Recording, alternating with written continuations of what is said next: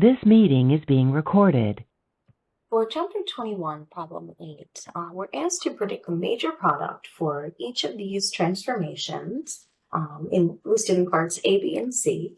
I'm going to walk you through showing the full mechanism in each of these steps for part A, and then parts B is very similar.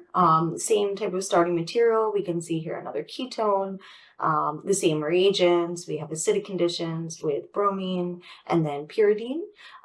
So we should be able to predict the products for parts B and C. We have an aldehyde.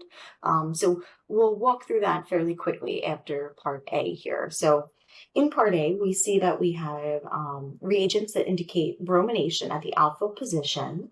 And then with that pyridine there, we would have an elimination to give us our final product, which we see down here, which is designated as this alpha beta unsaturated ketone. So this is the type of product that we expect for parts A and B.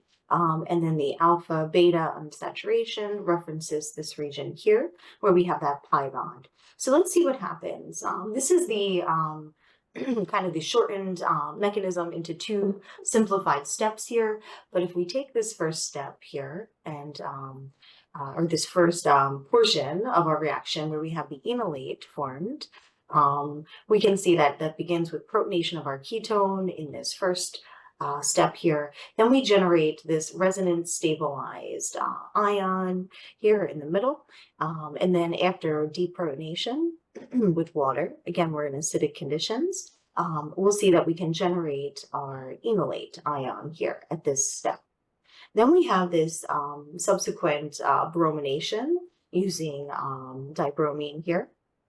And what happens there is this pi bond performs a nucleophilic attack on the bromine. We lose that other bromine.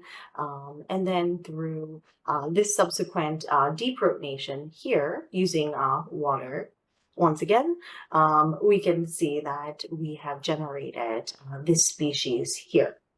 Now, at that point, this brominated ketone begins over here. And we can see that our pyridine is going to facilitate this elimination, this base here, this pyridine base.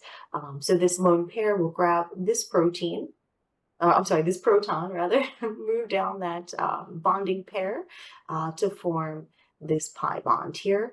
At the same time, we have this concerted mechanism, this leaving group, this bromine will leave. So that's how we have our step-by-step mechanistic formation of this alpha-beta unsaturated ketone. So in part B, I mentioned that we should have a similar type of reaction here, and we will. So we would have, again, bromination at the alpha position. So the more substituted alpha position in this case would generate the more stabilized intermediate. So that's where we're going to have bromination occur. And then if we had elimination with pyridine, say we removed that proton there, the bromine is our leaving group, we would see this final ketone as our product. Oh, can't forget that other methyl group here. So once again, we have this alpha beta unsaturated ketone as our product. So it would follow again those similar mechanistic steps. Bromination would occur there. So then we can see after elimination of the bromine and the hydrogen, we generate this pi bond over here. So our third reaction, again, it has the same reagents used. So we have acidic conditions, we have bromine. So we're going to brominate at our alpha position, which we only have one of over here, because this is now an aldehyde instead of a ketone. So we can't brominate where that hydrogen is. So we see that we generate this product here initially, and then after we use pyridine to perform that elimination, we should end up with, got off to a bad start there.